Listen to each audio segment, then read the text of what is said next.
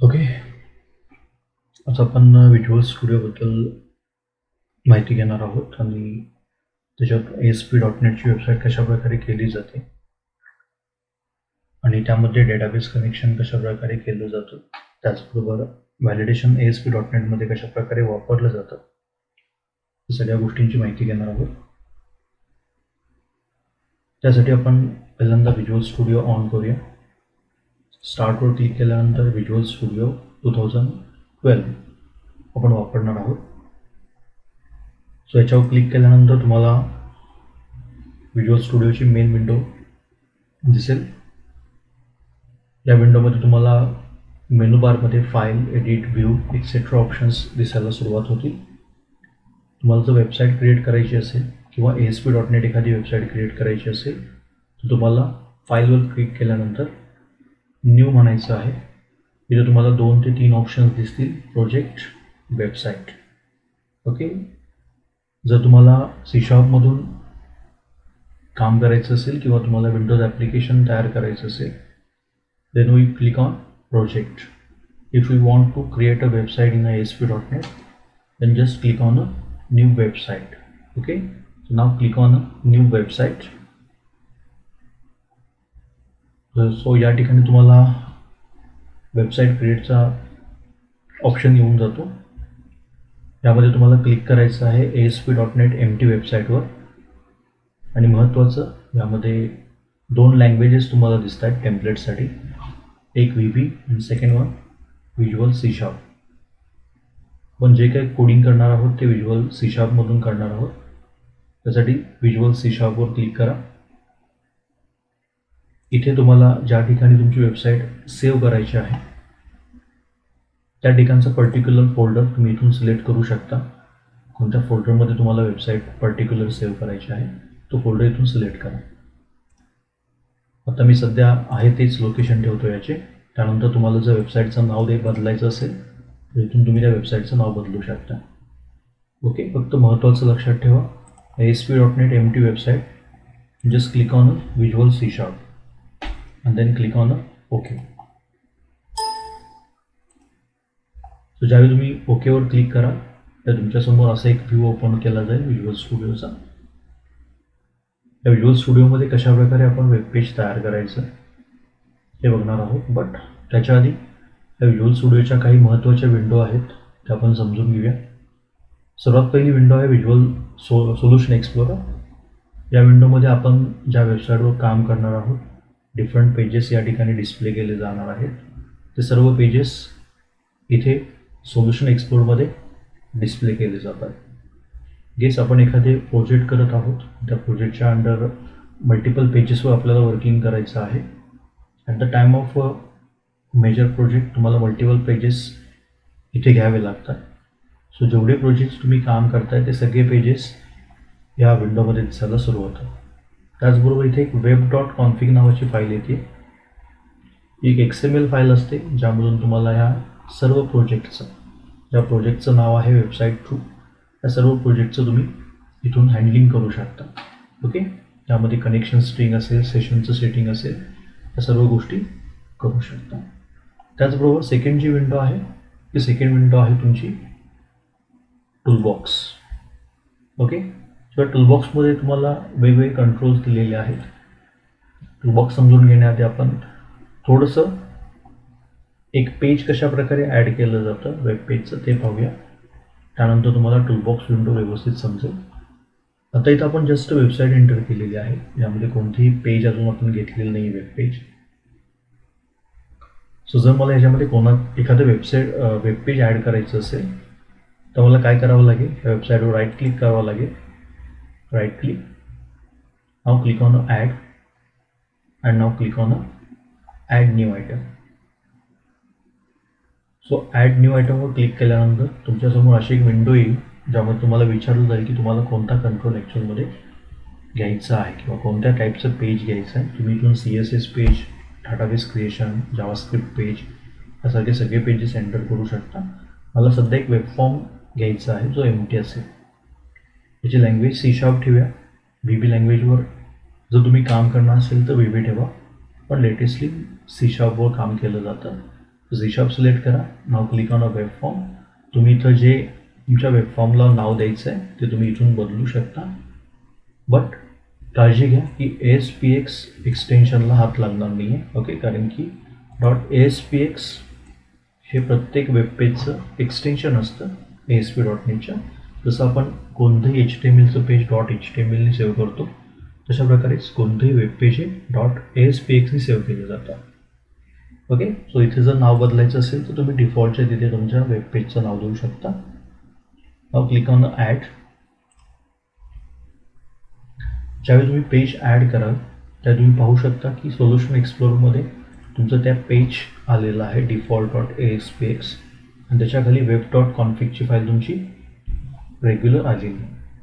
So ज्यावेळी मी हे web page add केलं default.aspx त्या तुम्ही बघू शकता इथं 3 ऑप्शन्स तुमच्यासमोर ओपन झालेले आहेत. Design, then split and here is the source. So या डिझाईन ऑप्शनमध्ये तुम्हाला हे वेब पेज डिझायनिंगसाठीचं ओव्हरव्ह्यू ओपन केला जातो. सोर्समध्ये जे तुम्ही डिझायनिंग तिकडं कराल त्या सगळ्याचं डिझायनिंगचा कोडिंग या ठिकाणी सोर्समध्ये ओपन केलं जातं. आणि त्याचबरोबर स्प्लिट म्हटल्यानंतर तुम्हाला design view and your coding view इथे डिस्प्ले केला जातो. जसं आपण HTMLमध्ये कोणताही कंट्रोल क्रिएट करताना आपण खूप साऱ्या वेळी टॅग लिहावे लागतात. आपल्याला प्रत्येक वेळीच टॅग लिहावे लागतात. इमेज जरी इन्सर्ट करायची असेल तरी मला टॅग लिहावा लागतो. जरी हेडिंग लिहायचं असेल तरी मला टॅग लिहावा लागतो. बट ASP.NETमध्ये हे बेस्टली केलेलं आहे की तुम्हाला कोणत्याही प्रकारचा टॅग लिहावा लागत नाही आहे. तुम्हाला सर्व कंट्रोल्स जे वेबपेज क्रिएशनसाठी तुमचे जे कंट्रोल्स लागणार आहेत ते सर्व कंट्रोल्स तुम्हाला ह्या टूलबॉक्स विंडोमध्ये दिलेले आहेत. आपण मगाशी सोल्युशन एक्सप्लोर विंडो बघितली होती ज्यामध्ये वेबपेजची सगळी लिस्ट डिस्प्ले केली जाणार आहे. इथे आपण टूलबॉक्स विंडो बघतो आता, ज्यामध्ये आपल्याला वेबसाईट क्रिएशनचे सगळे जे काही कंट्रोल्स लागणार आहेत, रिपोर्ट क्रिएशनचे जे काही कंट्रोल्स लागणार आहेत ते या ठिकाणी आपले डिस्प्ले केले जातात. आपण एक एक कंट्रोल बघणार आहोत कशा प्रकारे यूज केला जातो.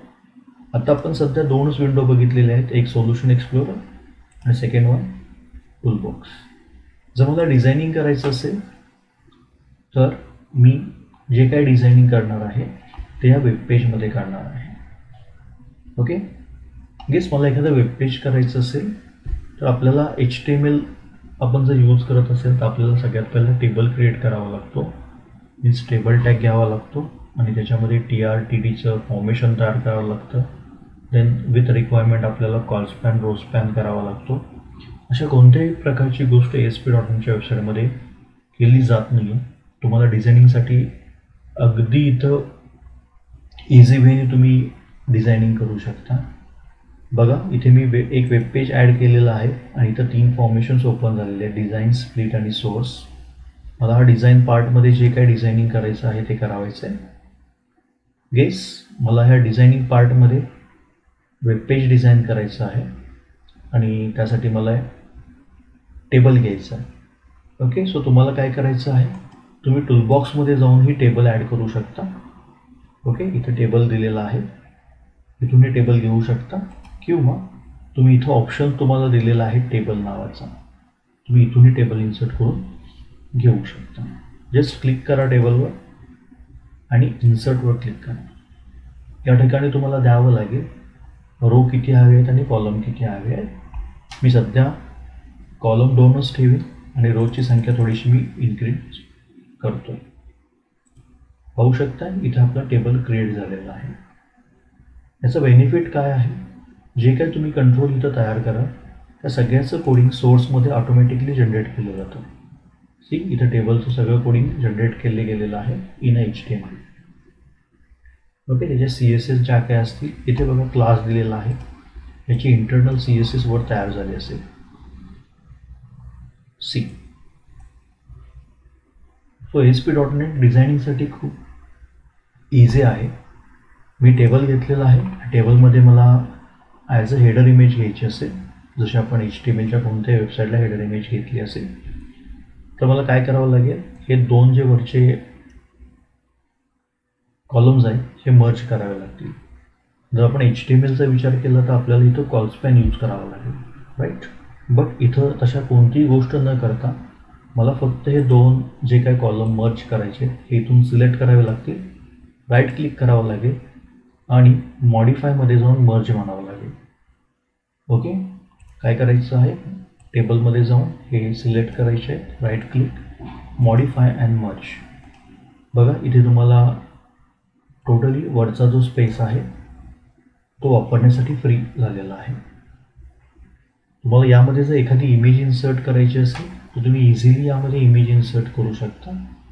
तुम्हाला काय करायचं आहे, फक्त इथे बघा तुमच्या सगळ्या प्रोजेक्टचा जो काय डेटा आहे, जसं आपण आपला HTMLचा प्रोजेक्ट करताना एक फोल्डर करून त्यामध्ये सगळ्या गोष्टी ॲड करतो, त्याच प्रकारे या ठिकाणी तुम्हाला सर्व डेटा तुमच्या वेबसाईटचा या वेबसाईट 2च्या पेजेसमध्ये सेव्ह केला जातो.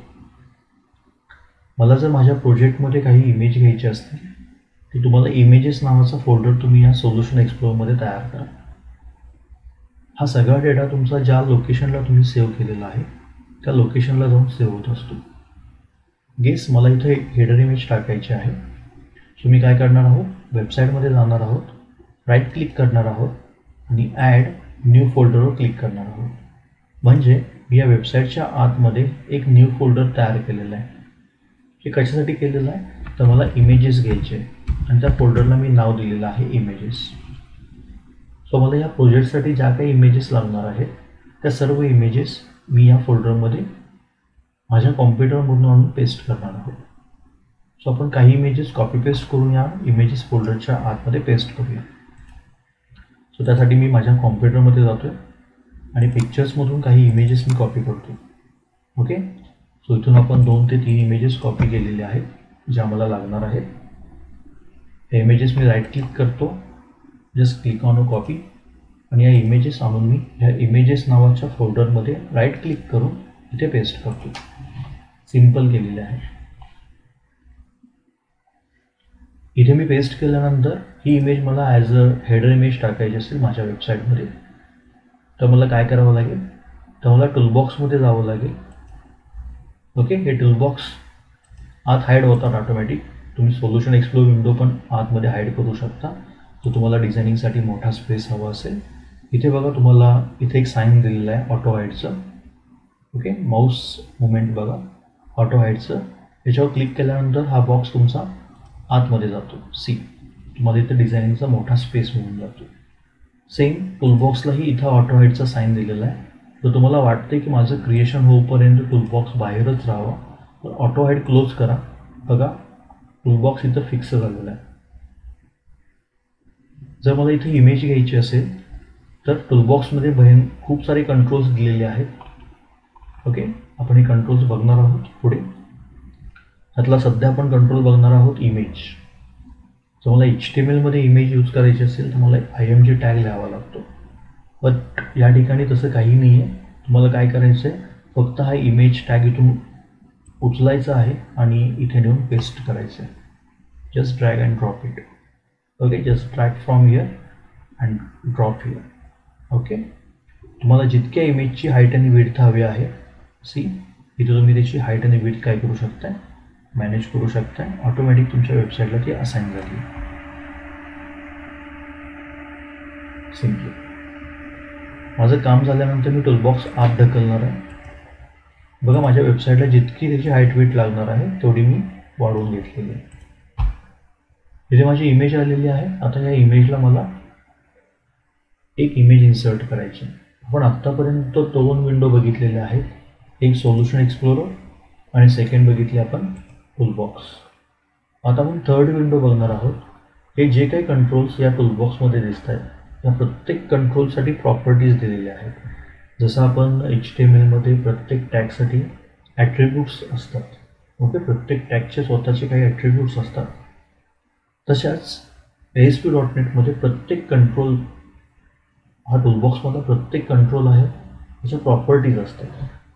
तुम्हाला जर त्या कंट्रोलच्या काही प्रॉपर्टीज सेट करायच्या असतील, means colour, background colour, height, width etcetera things, तर तुम्हाला त्या कंट्रोल ड्रॅग आणि ड्रॉप केल्यानंतर प्रॉपर्टी विंडोमध्ये जाऊन चेंज करावं लागतं.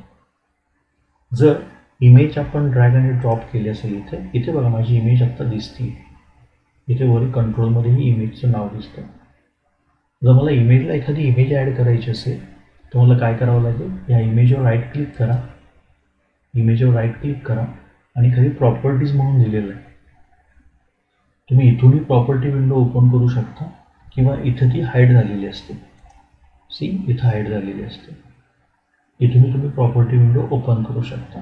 बट बेस्ट वे, ज्या कंट्रोलला प्रॉपर्टी विंडो हवी आहे, राईट क्लिक करा आणि प्रॉपर्टी विंडो क्लिक करा. इथून तुमचा प्रॉपर्टीचा पॉपअप बाहेर येईल. इथून तुम्ही या इमेजला इमेज सेट करू शकता. खूप साऱ्या प्रॉपर्टीज असणार आहेत या ठिकाणी. त्याची हाईट असणार आहे. सी, इथे इमेजची हाईट आणि विड्थ मॅनेज करण्याचं ऑप्शन आहे. खूप साऱ्या ज्या काय प्रॉपर्टीज ह्या इमेजच्या आहेत त्या सर्व प्रॉपर्टीज इथे तुम्ही ॲडजस्ट करू शकता. या इमेजला background colour, border colour etcetera thing द्यायचं असेल तर इथून तुम्ही ॲडजस्ट करू शकता. पण आत्ता सध्या मला या इमेजला त्याचा URL सेट करायचा आहे. सो इथे तुम्हाला प्रॉपर्टी आहे बघा, त्या प्रॉपर्टीचं नाव आहे इमेज URL. ओके. सो काय केलेलं आहे, आपण इमेजवर राईट क्लिक केलेलं आहे, प्रॉपर्टीजमध्ये गेलेलो आहोत आणि इथे इमेज URL दिसत आहे. Just click on that icon. इथे बघा तुमचा इमेजेस नावाचा फोल्डर ऑटोमॅटिकली आलेला आहे. तुम्ही फक्त ह्या इमेजेस नावाच्या फोल्डरवर क्लिक करायचं आहे आणि जी तुम्हाला लागणार आहे इमेज हेडिंगमध्ये ती इमेज इथून सिलेक्ट करायची आणि फक्त ओके म्हणायचं आहे. ती इमेज तुमची इथे इन्सर्ट होऊन जाईल. तुम्हाला बाकी कोणतीही गोष्ट करावी लागणार नाही. त्याचा बेस्ट वे हा आहे की तुम्ही ज्या गोष्टी इथून ॲड करणार आहात त्याचं ऑटोमॅटिकली कोडिंग इथं जनरेट होत आहे. इथे बघा ASP.NETचा कंट्रोल आहे, त्यामध्ये तुमची इमेज तयार झालेली आहे. ओके. ASP.NETमध्ये ॲक्च्युअली 3 टाईपचे कंट्रोल येतात. काही कंट्रोल्स HTMLचे असतात, काही ASP.NETने जनरेट केलेले असतात सर्व्हरसाठी रन करण्यासाठी. So run at is equal to server आणि ASP टॅग जर असा येत असेल तर ASPचा कंट्रोल आहे. ओके. सो इथे इमेज तयार झालेली आहे, इमेज URL सेट केलेला आहे, त्याची हाईट आणि विड्थ ही आपण इथं सेट केलेली आहे. अशा प्रकारे तुम्ही इझिएस्ट वे यूज करून तुम्ही स्वतःचं एक पेज तयार करू शकता. जर मला हे वेब पेज रन करायचं असेल तर मी 2 वेनी करू शकतो. इथे बघा वर तुम्हाला प्लेसारखं बटन दिसतंय, तुम्ही याच्यावर क्लिक करूनही तुमचं वेब पेज रन करू शकता. बट रन करण्याआधी हे पेज सेव्ह करत चला. ओके. सेव्हचा आयकॉन इथे आहे, इथून क्लिक केल्यानंतरही तुमचं हे वेब पेज सेव्ह केलं जाईल. किंवा बेस्ट वे सोल्युशन एक्सप्लोरमध्ये जा, जे पेज तुम्हाला रन करायचं आहे त्याच्यावर राईट क्लिक करा आणि व्ह्यू इन ब्राउझर म्हणा. ओके. दोन्हीतला कोणताही वे जरी यूज केला तरी तुमचं हे वेब पेज रन केलं जातं. नाव मला हे पेज रन करायचं असेल तर राईट क्लिक केलं आणि व्ह्यू इन ब्राउझरमध्ये गेलं. सो माझं हे पेज माझ्या क्रोम ब्राउझरमध्ये शो होईल.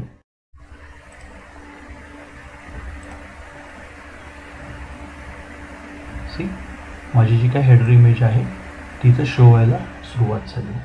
सो मी इझिएस्ट वेनी माझी जी काय वेबसाईट क्रिएशन आहे ती ह्या ASP.NETचा उपयोग करून करू शकतो. ASP.NETमध्ये अजून खूप सारे कंट्रोल्स आहेत ज्याचा यूज करून तुम्ही काय करू शकता, इझिएस्ट वेनी तुमची वेबसाईट डिझाईन करू शकता. आपण फक्त आत्ता सध्या एकच कंट्रोल बघितलेला आहे इमेज, बाकीचेही कंट्रोल्स आपण बघणार आहोत. ओके. सो आज आपण थांबूया आणि नेक्स्ट लेक्चरला आपण बाकीचे ASP.NETचे जे काही कंट्रोल्स आहेत त्याच्याबद्दल डिस्कस करू. Thank you so much.